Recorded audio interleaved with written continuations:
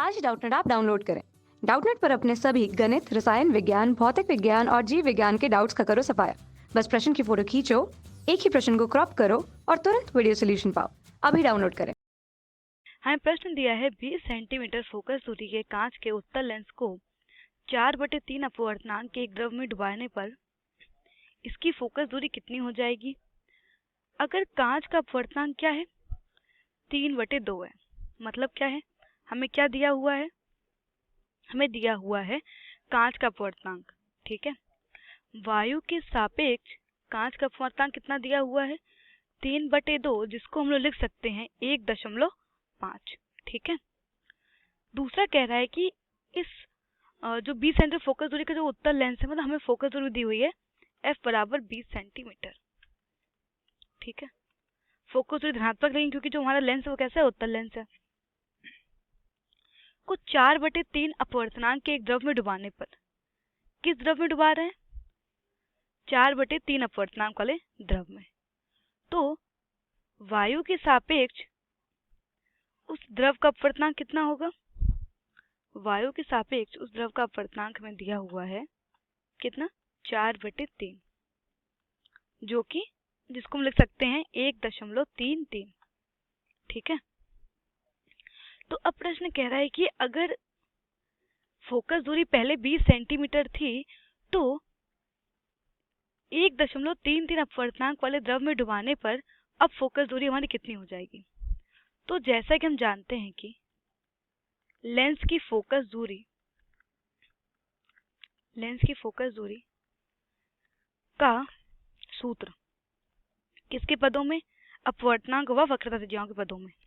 जैसा कि हम जानते हैं सूत्र होता है 1/f बराबर μ-1, म्यू कहें या फिर n कहें। ठीक है, यहाँ पर क्या है, कांच के वायु के सापेक्ष कांच का अपवर्तनांक, तो Ang - 1 1/r1 - 1/r2। ठीक है, यहाँ पे Ang क्यों लिया है, क्योंकि क्या है, जो हमारा लेंस है उसका अपवर्तनांक क्या है, वायु के सापेक्ष। ठीक है, तो यहाँ पर हमने Ang लिखा हुआ है। तो फोकस दूरी प्रश्न में कितनी दी है, 20। तो और यहाँ पे Ang हमारा कितना था, ये हमारा था 1.5। ठीक है, 1/r1 - 1/r2। ठीक, कोई दिक्कत, तो इसको लिख सकते हैं 1/20 बराबर 0.5, या इसको ऐसे लिखा रहने देते, कोई दिक्कत नहीं है। इसको समीकरण 1 मान लेते हैं। क्या कर लेते हैं, इसको समीकरण 1 मान लेते हैं। तो अब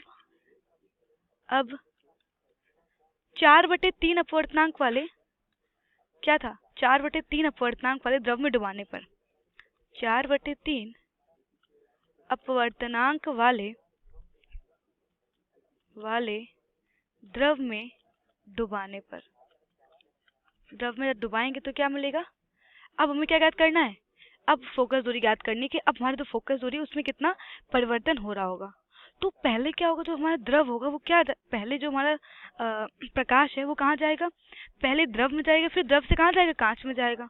ठीक है, पहले जो हमारा प्रकाश है वो किस में जाएगा, पहले जो हमारा प्रकाश है वो द्रव में जाएगा, उसके बाद ही किस में जाएगा, कांच में जाएगा। तो हम यहाँ पर लिख सकते हैं द्रव के सापेक्ष कांच का अपवर्तनांक को म्यू लिख दिया मैंने, बराबर क्या होगा, द्रव के सापेक्ष वायु का अपवर्तनांक,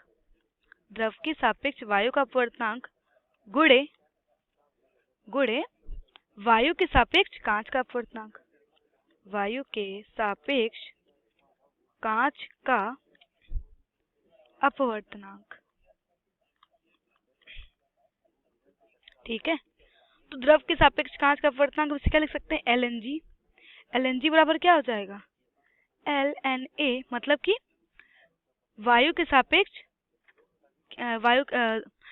द्रव के सापेक्ष वायु का अपवर्तनांक गुणे वायु के सापेक्ष कांच का अपवर्तनांक किसे लिखेंगे, Ang।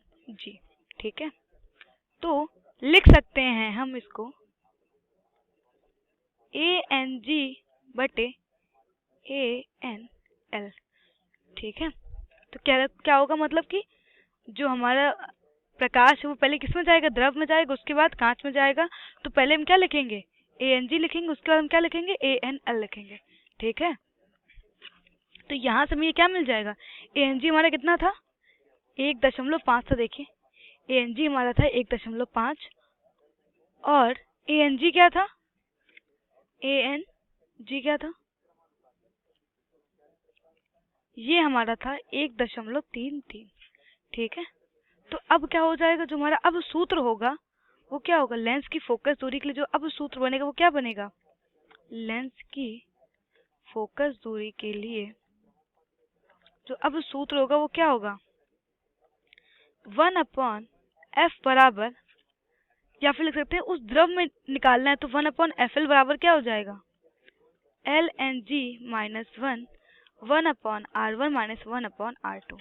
ठीक है, तो मान रख देंगे, 1/FL हमें ज्ञात करना है, FL का मान हमें ज्ञात करना है कि उस द्रव में फोकस दूरी कितनी होगी, LNG का मान कितना था, 1.5 बटे 1.33 माइनस का 1, 1/R1 माइनस 1/R2। ठीक है, इसको मान लेते समीकरण 2। तो समीकरण 1 में समीकरण 2 का भाग देने पर, समीकरण 1 में समीकरण 2 का भाग करने पर हमें क्या ज्ञात हो जाएगा, कुछ हमें इस प्रकार मिल रहा होगा, FL बटे, ये 20 था हमारा, तो फोकस दूरी थी पहले कितनी थी, देखें यहाँ पे हमारे कितनी थी, 20 थी, तो बराबर 1.5 माइनस 1 बटे 1.5 बटे 1.33 माइनस 1, क्योंकि देखो ये 1/R1 1/R2, तो ये क्या हो जाएगा आपस में, देखिए समीकरण 2 व समीकरण 1 से क्या हो जाएगा, कैंसिल हो जाएगा। देखिए यहाँ ये टर्म और ये वाला जो पद है वो क्या हो जाएगा, आपस में कट जाएंगे, तो हमें कुछ इस प्रकार का मिलेगा। तो इसको हम हल करेंगे तो भी कुछ इस प्रकार दिख रहा होगा, ये 1.33 बटे 1.5 माइनस 1.33 FL बटे 20। तो इसको और हल करेंगे तो हमें क्या मिल जाएगा, FL बटे 20 बराबर 0.665 गुणे 0.665 तो मिलेगा हमें यहाँ पे, जब इसको हल करेंगे हम 0.665 बटे 0.17, हम इसको और हल करेंगे तो हमें यहाँ से फोकस दूरी कितनी मिल जाएगी, उस द्रव में फोकस दूरी मिल जाएगी 78.23 सेंटीमीटर। ठीक है, तो जो हमारी फोकस दूरी वो कितनी हो गई, पहले हमारी फोकस दूरी क्या थी, पहले हमारी फोकस दूरी 20 सेंटीमीटर थी, और अब जैसे ही हमने उस द्रव में उसको क्या करा, डुबाया है, जो क्या है, जो 4/3 वाला जो द्रव है उसमें डुबाने पर फोकस दूरी कितनी मिल गई है, 78.23। ठीक है, तो यही हमारा उत्तर है। और एक बात और देखिए आप, कि अगर आपको वहाँ पर मैं एक और कॉन्सेप्ट बताना चाहूँगी आपको, कि जो हमारा लेंस था उसका अपवर्तनांक कितना था, उसका अपवर्तनांक था 1.5, और जिस द्रव में उसको डुबाया जा रहा है उसका अपवर्तनांक 1.33। तो मतलब क्या है, हम लेंस को उस द्रव में डुबा रहे हैं जिसका अपवर्तनांक क्या है, कम है। ठीक है, लेंस के पदार्थ से क्या अपवर्तनांक, तो फोकस दूरी क्या हो जाएगी, बढ़ जाएगी। तो यहाँ पर क्या हम देख भी सकते हैं कि जो हमारा जो ये कॉन्सेप्ट है वो क्या बिल्कुल सत्य हो रहा है, कि ये हमारा कथन बिल्कुल सत्य है कि अगर हम किसी भी लेंस को ऐसे द्रव में डुबाएंगे जिसका अपवर्तनांक उस लेंस के पदार्थ के अपवर्तनांक से कम होगा, तो क्या होगा, फोकस दूरी बढ़ जाएगी। ठीक है, तो हमें फोकस दूरी कितनी मिल गई उस द्रव में डुबाने पर, 78.23 सेंटीमीटर। यही हमारा उत्तर है। कक्षा 6वीं से 12वीं से लेकर नीट, IIT, JEE वो एडवांस के लेवल तक 1 करोड़ से ज्यादा छात्रों का भरोसा। आज ही डाउनलोड करें डाउटनेट ऐप या व्हाट्सएप करें अपने सारे डाउट्स 8400 400 400 पर।